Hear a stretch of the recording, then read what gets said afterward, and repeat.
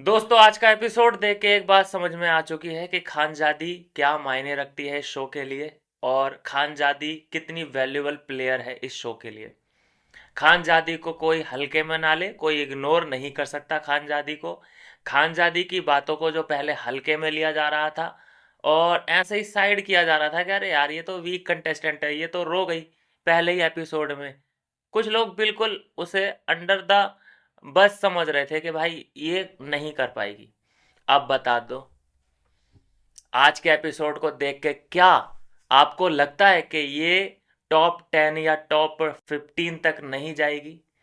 देखो, जो खबरें आ रही हैं, इविक्शन इविक्शन इविक्शन, मेरे पास ऐसी कोई खबर नहीं आई है, तो उस पर हम अभी बात नहीं करेंगे। यहाँ पर हम रियल टाइम में चलेंगे। दोस्तों आज का एपिसोड आपने देखा और आपने चाहत को एक्सपोज होते हुए देखा। चाहत एक्सपोज हुई, उसके बाद चाहत कहाँ गायब हो गई पता नहीं चला। और मैंने क्या कहा था कि खानजादी की वजह से चाहत दिख रही है, और चाहत 2 दिन से चाहत के प्रोमो कट रहे हैं खानजादी की वजह से। एक तो उसका झूठ, दूसरा और एक्सपोज कर दिया खानजादी ने। और उसके बाद ये चाहत पांडे, श्रुतिका अर्जुन दिखना ही बंद, पूरे एपिसोड में कहीं दिखी ही नहीं।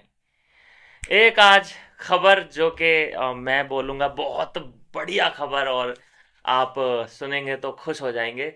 आखिरकार फैजू फैजू को चिंता है खानजादी की। फैजू मन ही मन, चलो सपोर्ट खुल के नहीं कर पा रहा है वो, लेकिन ऐसा है उसके मन में कि भाई यार ये ट्रबल में ना फंस जाए, ये बाहर ना निकल जाए, ये किसी मुसीबत में ना पड़ जाए। ये हम देख पा रहे हैं।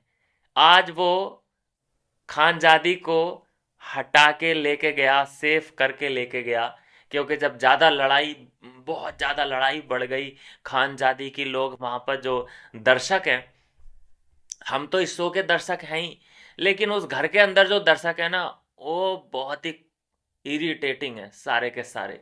कृष्णा श्रॉफ हुई, उर्वशी, मैं कितनों का नाम लूँ, वो 3-4 लोग हैं, वो तो अंदर सिनेमा देखने गए। उन्हें इस शो से कोई मतलब नहीं है, वो अपना एंटरटेनमेंट कर रहे हैं। समझ रहे हैं आप? इससे अच्छा है वो ना जाते, घर में ही बैठते, अपने द 50 ऐसे करके देख लेते। तो खैर, तो उस समय पे आपने देखा होगा कि फैजू खानजादी को लेके जा रहा है, लड़ाई से दूर लेके जा रहा है।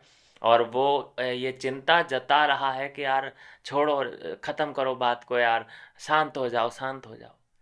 मतलब इसका समझ रहे हैं आप? इसका मतलब है कि फैजू फिक्र करता है खानजादी की। कुछ मिसअंडरस्टैंडिंग है, और मैंने पहले ही आपसे बोला है कि यार नहीं बोलने का मतलब ये बिल्कुल नहीं है कि फैजू जो है नफरत करने लगा हो खानजादी से, या खानजादी नफरत। हाँ, एक दिल सा टूटा, थोड़ा सा एक्सपेक्टेशन था, लेकिन क्या करें, सिचुएशन ऐसी बनी हुई है यहाँ पे। और अगर इसी तरह से खानजादी अपने आप को ऊपर लेके आती रही, तो बहुत तगड़ा अलायंस हम बनते हुए देखेंगे। लेकिन वाकई जो ये वीडियो निकल के सामने आई, जहाँ पर हमने फैजू को, खानजादी को साथ में देखा, जहाँ पर फैजू खानजादी को साइड में लेके जा रहा है, दूर लेके जा रहा है लड़ाई से, पीसफुल तरीके से, देख के मजा आया। और खानजादी तो मुझे ऐसा लगता है भाई गरीबों की मसीहा, जो दुर्बल हैं, जो वहाँ पर किसी की, हर कोई उनको दबाने में लगा हुआ है। जैसे मैक्सटन को लोग हल्के में ले रहे हैं, मैक्सटन के लिए भी यहाँ पर खानजादी ने आवाज़ उठाई। आपने देखा होगा, सबसे पहला जो इविक्शन हुआ था, अनफेयर इविक्शन, जहाँ पर प्रिंस चीख चीख के ये बोला कि अरे ये तो किसी से बात ही नहीं कर रहा है, ये तो किसी से कनेक्शन ही नहीं बना रहा है, इसलिए हमने इसको इविक्ट किया। हाँ, तो वहाँ पर जो आवाज़ उठाई थी खानजादी ने, वहाँ से लेके यहाँ तक के सफ़र में कितनों के लिए स्टैंड ले चुकी है। मैक्सटन के लिए आज स्टैंड लिया।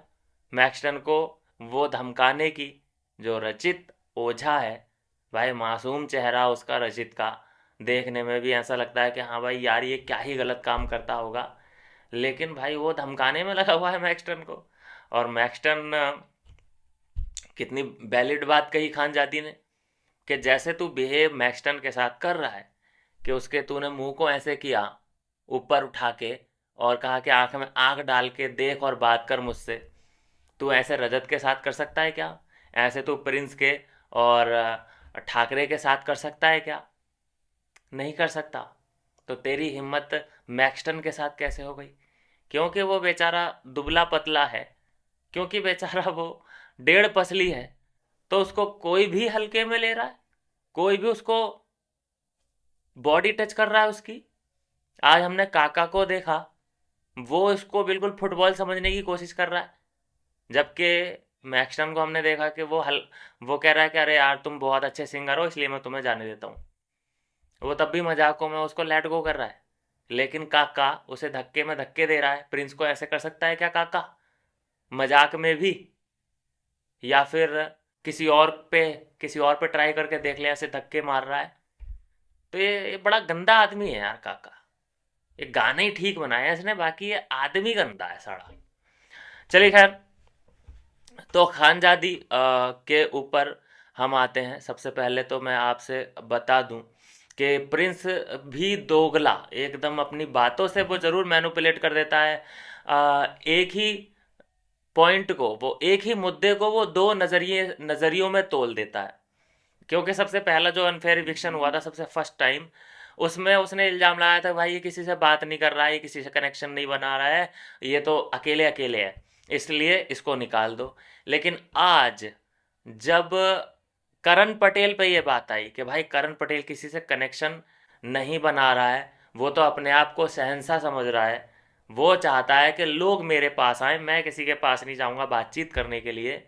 तो जब उसको करण को सबने बोल दिया कि भाई मिसिंग है ये घर से, तो इसने क्या यहाँ पर दलील दी प्रिंस ने कि भाई उसकी पर्सनैलिटी ऐसी है, करण भाई की पर्सनैलिटी ऐसी है, वो तो ऐसे ही है। तो हो सकता है कि जो पहला अनफेयर इविक्शन हुआ था, नाम मैं भूल रहा हूँ उसका, उसकी भी पर्सनैलिटी ऐसी है, इंट्रोवर्ट टाइप। और उसने बोला भी था कि मैं इतनी जल्दी कनेक्शन किसी से नहीं बना सकता, मेरे लिए ये सब कुछ नया है।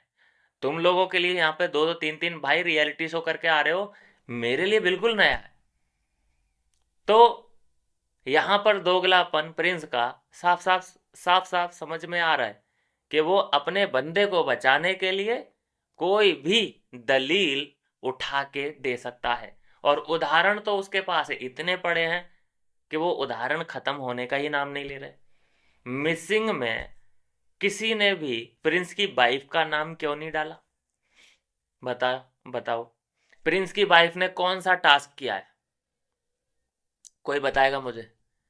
प्रिंस की वाइफ ने सबसे पहला टास्क जरूर किया था।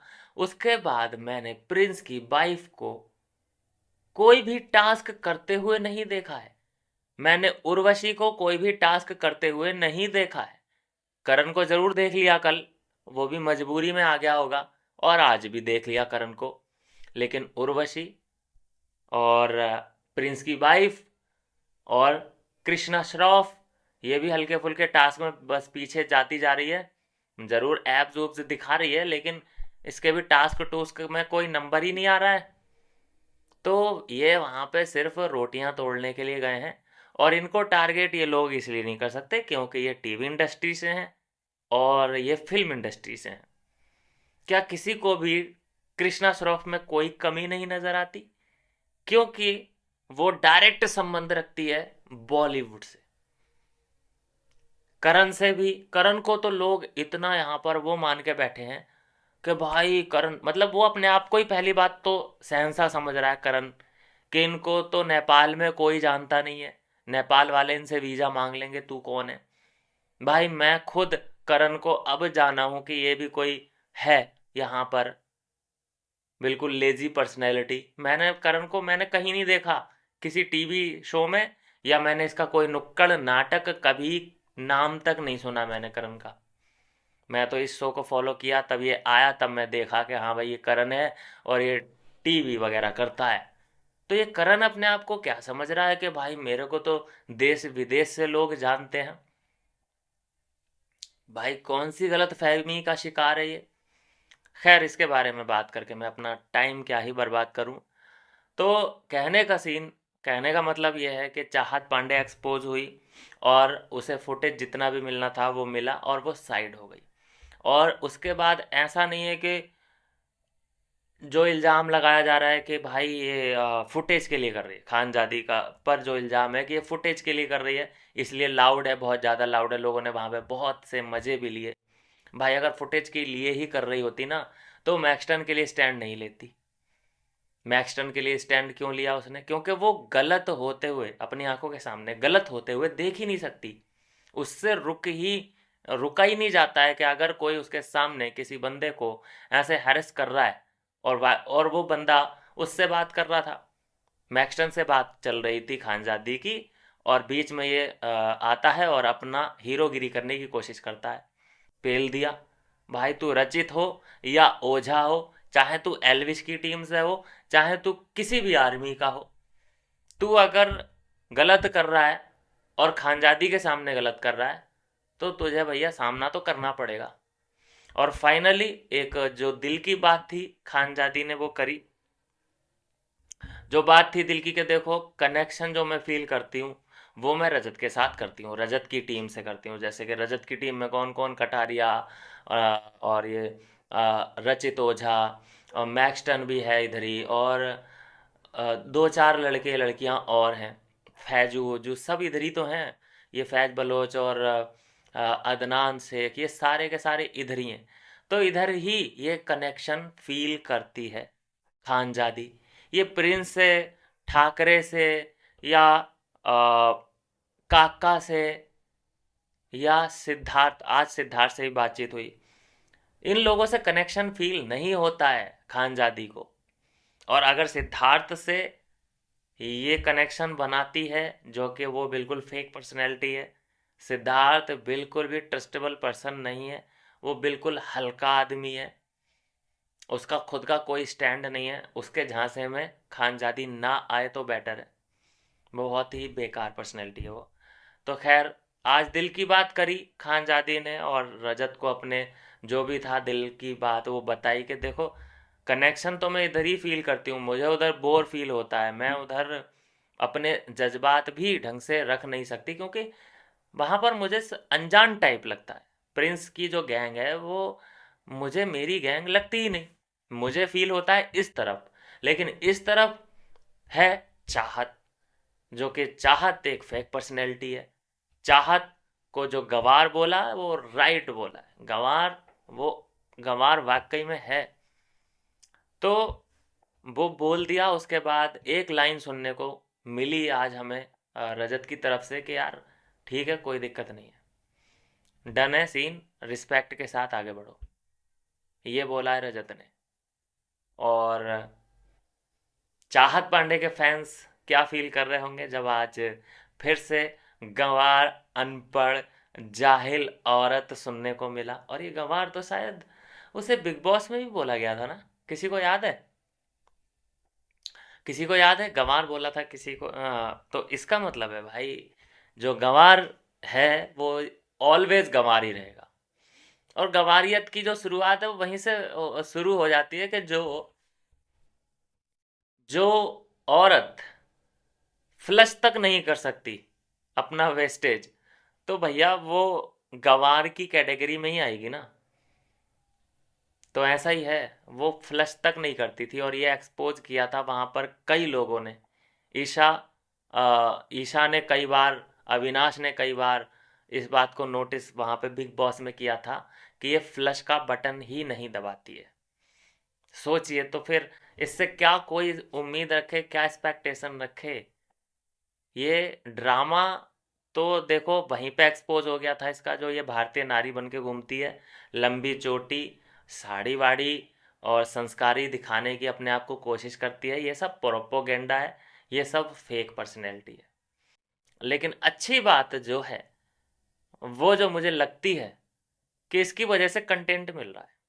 चाहत पांडे का एक ही प्लस पॉइंट है मेरी तरफ से कि चाहत पांडे बोर नहीं करती। अगर उसकी तरफ कैमरा है तो वो चाहे हमें इरिटेट करे, चाहे वो हमें गुस्सा दिलाए, लेकिन वो कम से कम बोर नहीं करती। तो ये अच्छी बात है कि वो कंटेंट देती रहती है। ऐसे ऐसे लोग कम से कम उर्वशी ढोलकिया और करण पटेल जो पत्थर की तरह बैठे हैं, लेटे हैं, सो रहे हैं, उनसे बेटर है, 100 गुना बेटर है।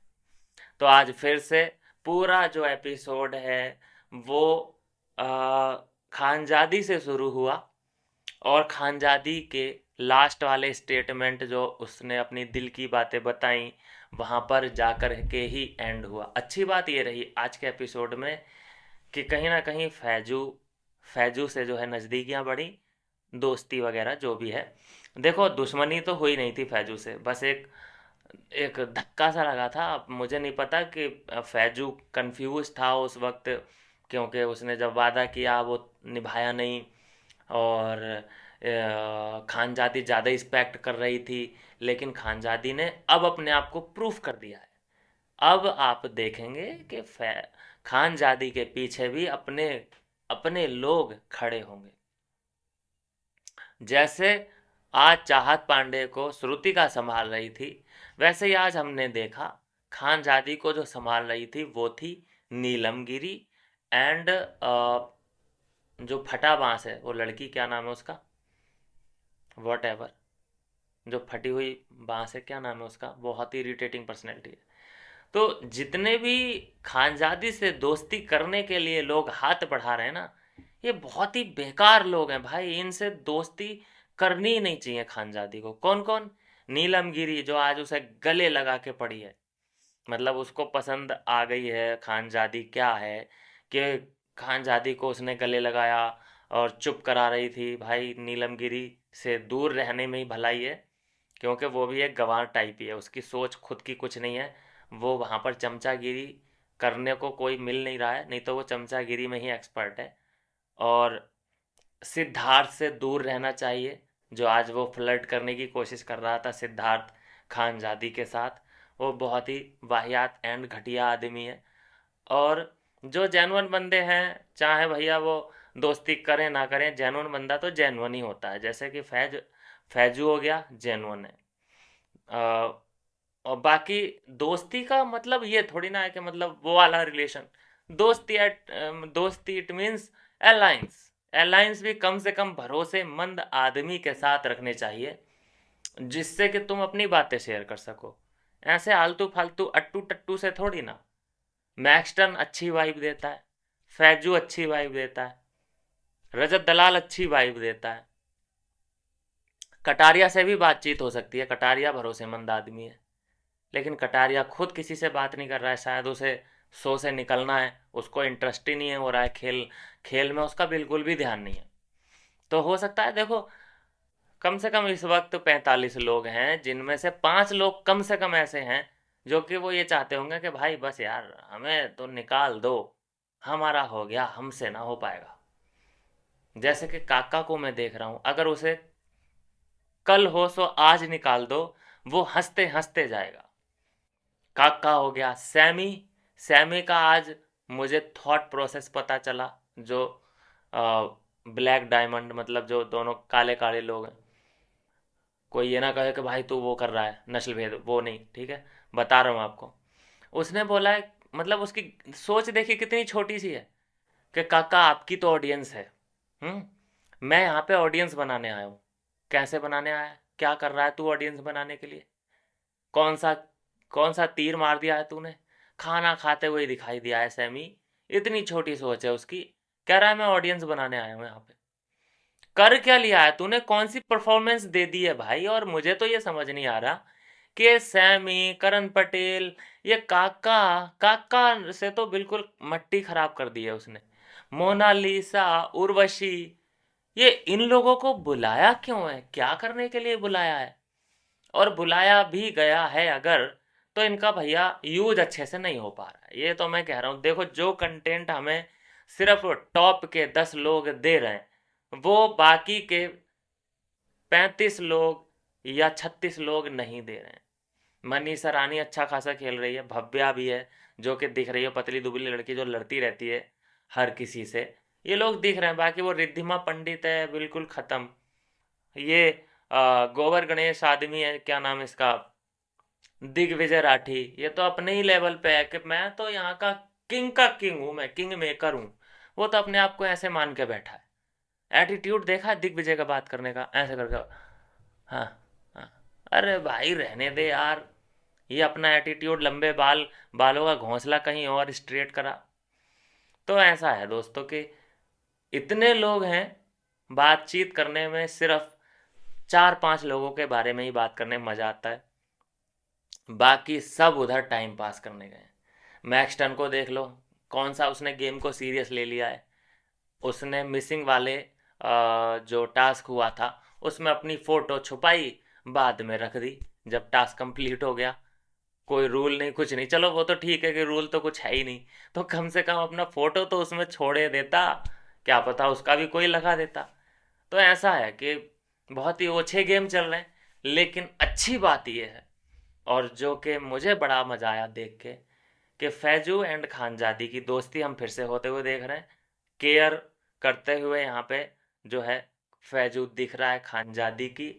और रजत और खानजादी, जो मैंने पहले ही बोला था आपसे कि भाई इन दोनों के बीच में मैं कनेक्शन देख रहा हूँ, वो रजत भाई करके थोड़ा सा है, क्योंकि रजत ने बचाया था, थोड़ा सपोर्ट करा था शुरू में ही खानजादी को। तो अगर कोई सपोर्ट कर देता है ना किसी को, तो बंदा भूलता नहीं है कि यार इसने मुझे सपोर्ट किया था। तो इसीलिए खानजादी यहाँ पर कनेक्शन फील करती है इस ग्रुप से, और वो रजत भाई करके बात करती है। उसने कोई ऐसा फायदा नहीं उठाने की कोशिश करी कि वो एंगल बनाए, एंगल क्रिएट करने की कोशिश करे। यहाँ पर हमें बता दो कि चाहत पांडे ने रजत भाई करके कब बोला है रियलिटी शो के अंदर? रजत भाई ये तुम गलत बोल रहे हो, रजत भाई यहाँ आना, रजत भाई, ऐसा करके हमने नहीं सुना। अब कुछ लोग कहेंगे भाई वो इंटरव्यू में क्लियर कर चुकी है, इंटरव्यू में उसने बोला है वो रजत भाई है। भाई तो यहाँ बोलने में शर्म आ रही है क्या? इंटरव्यू को कितने लोग देखते हैं? लाखों लोग देखते हैं, ज़्यादा से ज़्यादा उसमें लाखों ही तो व्यूज आते हैं, मिलियन में तो आते नहीं है। लेकिन ये रियलिटी शो जो चल रहा है ना, इसमें करोड़ों व्यूज आते हैं। तो यहाँ बोलने में शर्म आ रही है क्या? यहाँ बोलो करोड़ों लोगों के सामने कि रजत भाई क्या हाल चाल, रजत भाई कुछ खाओगे क्या, हमने नहीं सुना। तो ये चाहत का जो है ना नकाब अपने आंखों से हटाओ। बहुत ये क्या बोलते हैं, गंवार लड़की है ये तो मैं भी बोलता हूँ, गंवार चाहत पांडे। पहले भी बोला था, अब भी बोलता हूँ, यह गंवार चाहत पांडे ही है। आपका क्या है इस पर ओपिनियन, जरूर अपनी राय दें। और मैंने ये देखा है कि अगर ये सिर्फ बेस है कि भाई ये गेम्स का शो है, ये यहाँ पर कोई ऐसी फैमिली प्लानिंग नहीं चलेगी, यहाँ पे कोई पर्सनैलिटी वाला शो नहीं है, लड़ाई झगड़े की यहाँ पर कोई जगह नहीं है, वायलेंस वायलेंस ये नहीं चलेगा यहाँ पर। लेकिन मैं देखता हूँ कि दिन में एक बार जो प्रोमो करता है, एक प्रोमो जो होता है वो लड़ाई का ही आता है। अगर ये लड़ाई का शो नहीं है, पर्सनैलिटी का शो नहीं है, तो सिर्फ गेम वाला प्रोमो कटना चाहिए ना। गेम का तो कटता ही है, लेकिन एक प्रोमो कटता है जो लड़ाई वाला चल रहा होता है, लड़ाई दंगा लड़ाई दंगा। मतलब क्या है इसका, कि आपको भी लड़ाई दिखाने में और ऑडियंस को लड़ाई देखने में मजा आता है। तो ये मत बोलो कि ये सिर्फ गेम वाला शो है। गेम तो तुम्हारे सब स्टूपिड हैं, क्योंकि कोई रिव्यू ये नहीं करता है, मैं मेरे जैसे यूट्यूबर जो हैं, कोई ये नहीं बताता है कि अभी ये आया, इसने ये जीता, अभी इतने रुपए हो गए पॉड में, उसकी वजह से 20,000 रुपये कम हो गए। किसी को ये जानने में इंटरेस्ट नहीं है, क्योंकि वो पैसे तुम्हारे ही किसी बंदे को जाएंगे, और किस तरह से तुम ये सारे तुमने जाल बुन दिया होगा पहले से पहले ही, वो हम सबको पता है आपके दिमाग का। वो रियल फैन के पास तो जाने नहीं वाले। तो क्या लगता है दोस्तों आपको, ज़रूर अपनी भी राय दें, और हम मिलते हैं आपसे नेक्स्ट वीडियो में नई अपडेट के साथ।